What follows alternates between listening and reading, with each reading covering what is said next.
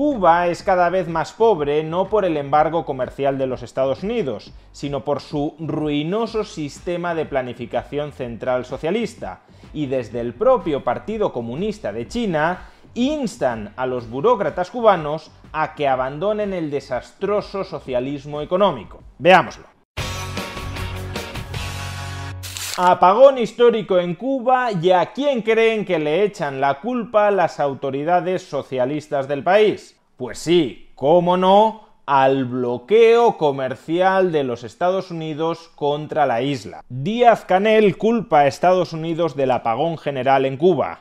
Aquí hay gente que no quiere que se hable de bloqueo, como si la tiranía castrista no hubiese estado hablando de otra cosa durante décadas. Porque esto, echar balones fuera para culpar al enemigo exterior de todos los desastres internos perpetrados por el socialismo, ha sido una táctica recurrente durante toda la historia de la tiranía socialista para justificar el masivo empobrecimiento al que han condenado a la sociedad cubana. Y aunque son muchos los que han comprado este discurso propagandístico, el discurso de echarle fundamentalmente la culpa de todos los males de la economía cubana al embargo comercial, que no bloqueo comercial, decretado por Estados Unidos contra Cuba, lo cierto es que ese embargo comercial no impide que la economía cubana comercie con otras economías del planeta. Es verdad que en la práctica el embargo puede dificultar que Cuba comercie con otras economías aliadas de la estadounidense,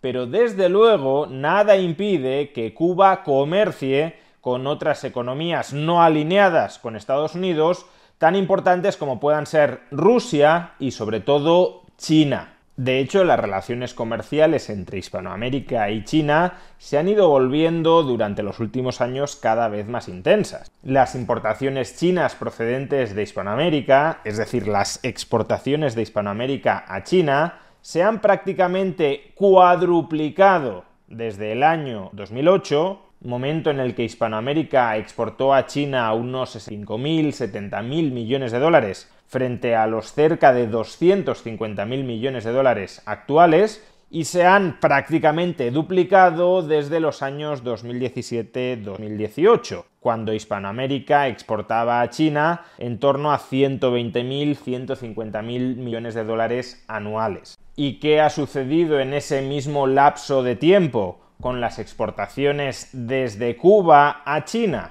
Pues que en lugar de multiplicarse, como ha ocurrido en el resto de Hispanoamérica, se han desplomado. En los años 2007-2008, Cuba exportaba a China alrededor de 1.000 millones de dólares anuales. En la actualidad, a finales de 2023, apenas alcanza los 360 millones de dólares anuales. Una tendencia a la baja que además ha sido continuada, porque en el año 2018 todavía exportaba cerca de 500 millones de dólares anuales. Es decir, que el conjunto de Hispanoamérica entre 2008 y la actualidad cuadruplica sus exportaciones a China, mientras que Cuba las reduce a un tercio. O a su vez, entre 2018 y la actualidad, Hispanoamérica duplica sus exportaciones a China, mientras que Cuba las reduce en un 25%. Y esto en sí mismo no es responsabilidad del embargo comercial con los Estados Unidos. Esto es responsabilidad de la incapacidad de la economía cubana para exportar bienes y servicios de alto valor añadido a China. De hecho, es que si observamos la composición más reciente de las exportaciones de Cuba a China, la imagen es verdaderamente deprimente. El 80% de las exportaciones de Cuba a China son esencialmente minerales y metales, zinc, metales preciosos o níquel. El 9% es azúcar en bruto, el 6,6% son crustáceos, y luego hay otras partidas muy pequeñitas, como el tabaco enrollado, como los licores o como las sales inorgánicas. Eso es lo que Cuba es capaz de ofrecerle a China sin que existan restricciones, barreras comerciales entre China y Cuba. Productos sin prácticamente ningún tipo de elaboración. Materias primas apenas transformadas para que la transformación en otros productos, que es lo que verdaderamente le aporta valor añadido, se efectúe, claro está, en suelo chino. Que, por cierto, aquí no escuchamos ningún discurso del estilo de que China está expoliando la riqueza natural de Cuba, se está quedando con recursos naturales a cambio de nada, y que por tanto el crecimiento económico chino se sustenta sobre el robo y sobre la expropiación de la riqueza natural de los pueblos subdesarrollados como el cubano. De todo esto no se escucha nada entre todos aquellos que suelen articular este discurso cuando la adquisición, cuando la importación de materias primas es realizada por empresas estadounidenses o europeas. Por tanto, el empobrecimiento de Cuba tiene unas raíces mucho más profundas que el embargo comercial de Estados Unidos contra la isla, que desde luego no la beneficia económicamente, pero que tampoco explica las razones fundamentales por las que Cuba cada día es más pobre. Y es que la causa fundamental de la creciente pobreza dentro de Cuba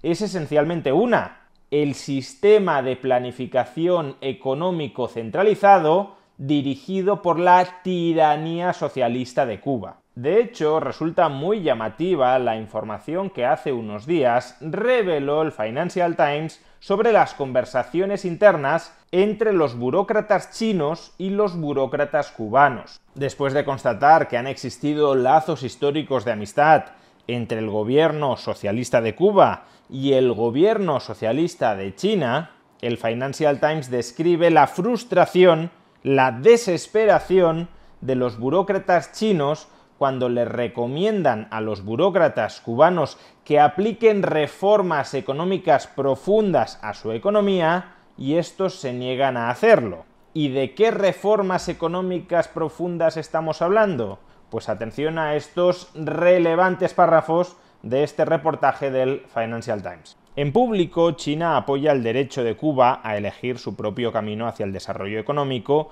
de acuerdo con sus propias condiciones nacionales. Pero en privado, los burócratas chinos han instado durante mucho tiempo a los líderes cubanos a que abandonen su economía de planificación central y vertical y se acerquen a algo próximo al modelo chino, según comentan economistas y diplomáticos bien informados sobre la situación. Los burócratas chinos se han mostrado perplejos y frustrados por la falta de predisposición de los líderes cubanos a implementar de manera decisiva un programa reformista orientado hacia el mercado, a pesar de la más que evidente disfuncionalidad del actual modelo económico de Cuba.